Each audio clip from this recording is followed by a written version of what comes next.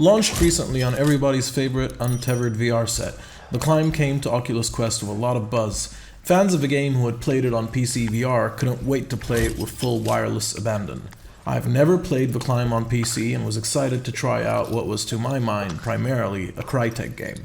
I've always been a fan of their CryEngine demonstrating Crysis games and couldn't wait to see what they'd be able to squeeze out of the Quest.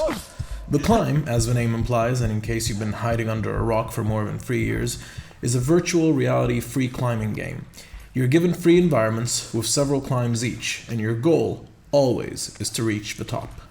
The Climb's mechanics are well considered and clearly explained in the tutorial that greets you when you first start the game. Every rock you climb has grippable surfaces marked in white. You can grip those with your hands and pull yourself along as you traverse the rock and find your way upwards, going from one grip target to the next. Each arm has a stamina bar shown by a band around your wrist.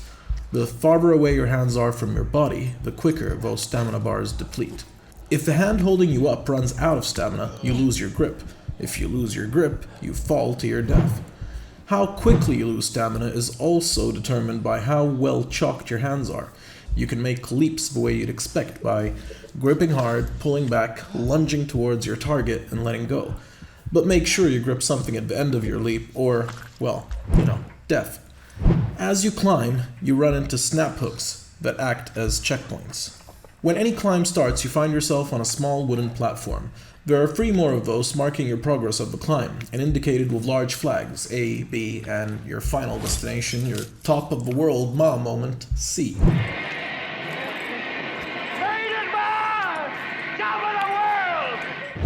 The Climb does a lot of things right. The graphics are great for the Quest, despite going for a realistic look, which is usually the platform's Achilles heel. The fixed foveated rendering does mean that you'll notice a difference in quality between the center of your vision and your periphery. More noticeable is that although sometimes the environments are animated, sometimes they're not. I heard the sound of rushing water on one map only to turn around and see a frozen waterfall suspended in time. Another, closer and smaller waterfall on the same map was animated. In general, things that are close look quite good. Things that are farther away are blurry and much less impressive. It's an understandable compromise given the Quest's mobile processor, but one that might disappoint PC VR fans of the game with higher expectations. Crytek must also be commended for making the title cross-buy. So if you have it on PC VR already, then you already own it on Quest, and if you buy it on Quest, you'll be able to download the higher resolution version and play it with Oculus Link. The audio isn't particularly noticeable, but I dare say that's sometimes a good thing. The sound effects are spot on. The wind buffets around you, and the sound of your breathing indicates how you're doing on stamina. You hear a helicopter approach, and the directional cues guide you as you turn your head around to see it fly past. When you reach the top, you let out a somewhat overacted woohoo, but it's all in good fun. The music is calming without being annoying. Where the game excels is the different gripping animations. Your hands show a solid grip when you're holding on to the rocky surfaces, and your fingers don't clip through the rocks. It sounds like a small thing, but it lends the virtual world a concreteness that other games, I'm looking at you Aspire 1, lack.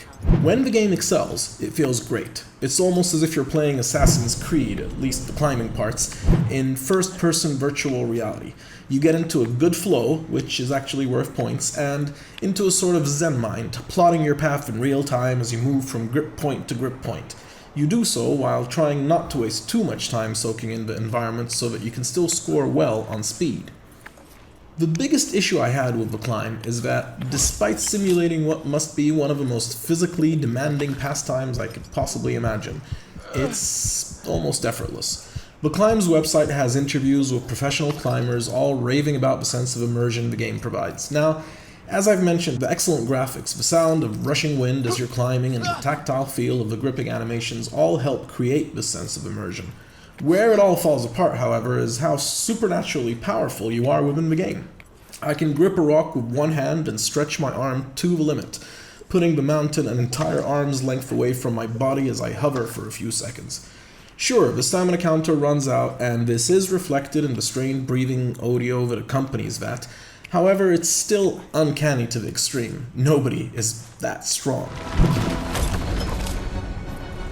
Crytek have done a great job translating a grueling task into a well-presented experience, but it almost feels as though they've bitten off a little more than they could chew, and have crashed into some wall of credibility that a more arcade-like experience could have avoided. This might sound like I'm droning on about something that isn't the game's fault, but it does affect the immersion and is something that perhaps could have been avoided with a less lenient implementation of the stamina system. It just makes no sense to me that a rock climbing game is somehow less of a workout than Beat Saber, Racket Fury, or the recently released Pistol Whip. The climb motivates you in various ways. You earn achievements and win progress rewards, unlocking gloves, wristbands, and watches that you can apply to your hands. It has online leaderboards so you can compare your speed to that of your friends and other people. When you reach the top, you're awarded fun animations. Eagles fly by. A squadron of jets performs some acrobatics. They're nice visual touches, and they make you look forward to what comes next.